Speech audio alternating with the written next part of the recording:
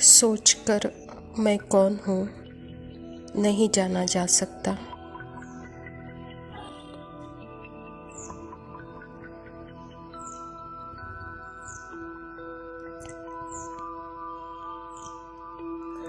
विचार यानी माप-तोल। आत्मा को माप तोला जा नहीं सकता।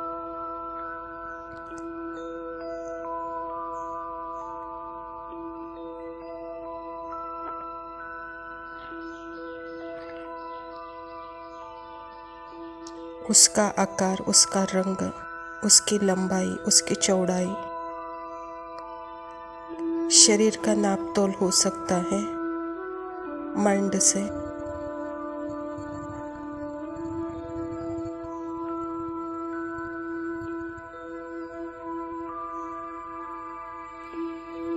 मन के संकल्प से आत्मा को नहीं जान जा सकता।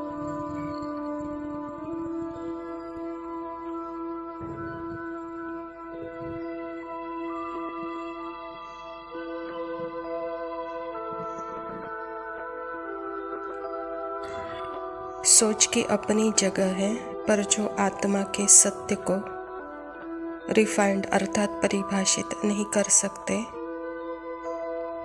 आत्मा सोच से परे असोचता है, परमात्मा समान।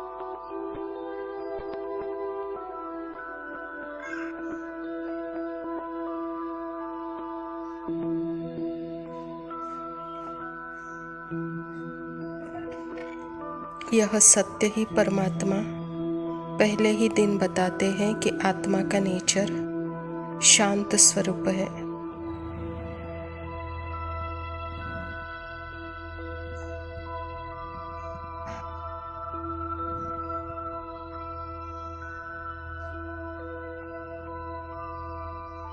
जब तक यह पहला पाठ पक्का नहीं होता है, तब तक बाकी सारे पाठ मन के लिए खिलौना बन जाता है, कनरस और मनरस बन जाता है।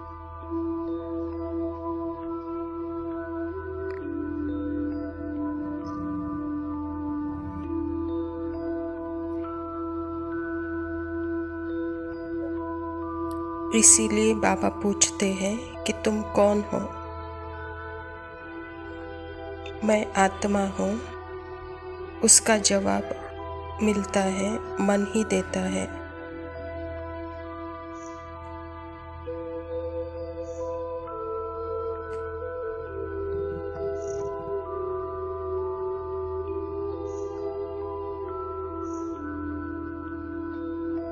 As a person, as a body और सेपरेट सेल से भ्रुकुटी में आत्मा को देखता है बिंदु के रूप में।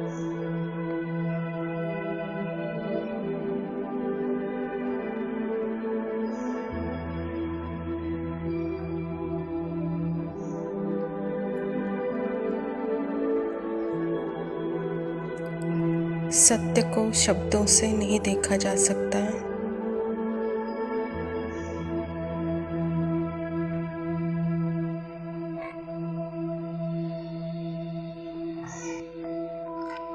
माइंड के संकल्पों से, शब्दों से, बॉडी एक्शन से, लैंग्वेज, थिंकिंग से, इन सब से स्ट्रांग आइडेंटिटी बन जाती है।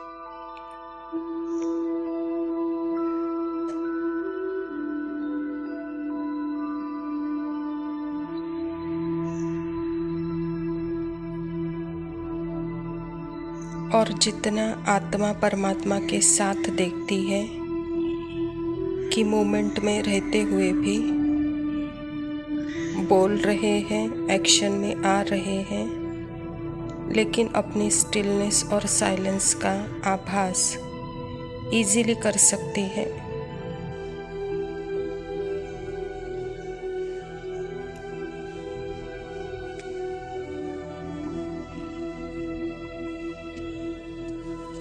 थिंकिंग करते हुए भी इजीली साइलेंस का अनुभव कर सकती है।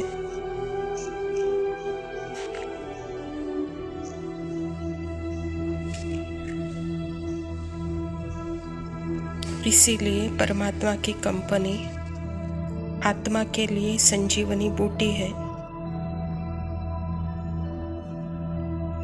क्योंकि बॉडीलेस परमात्मा, थॉटलेस परमात्मा, असोचता परमात्मा, अभोक्ता परमात्मा, अशरीरी परमात्मा आत्मा को उस प्रभाव में रखता है जो परमात्मा की फीलिंग है।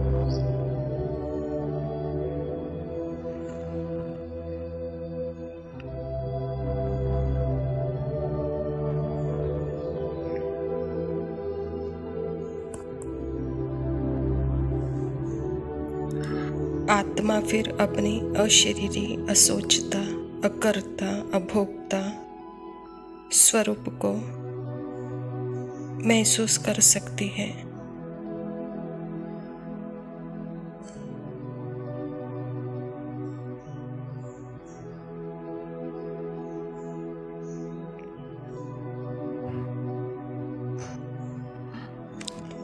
आत्मा को बॉडी माइंड से फील नहीं कर सकते, जान सकते हैं।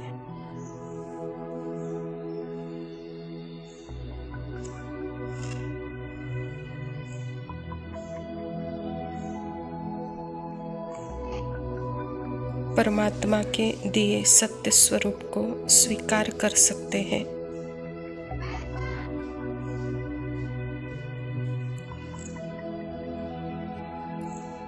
आत्मा का जो साइलेंट नेचर है परमात्मा के साथ, उसमें मन डूबकर साफ हो जाता है।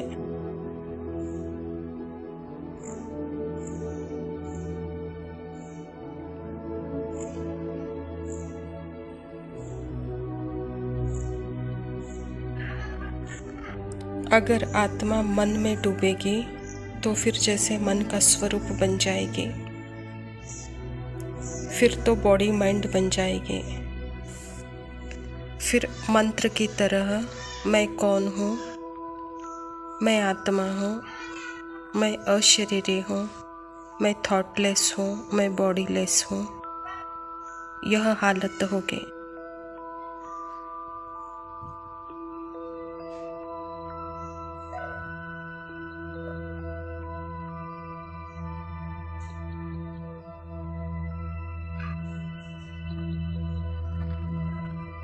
आत्मा जागृत है तो सारे संकल्प साक्षी होकर देख पाएगी।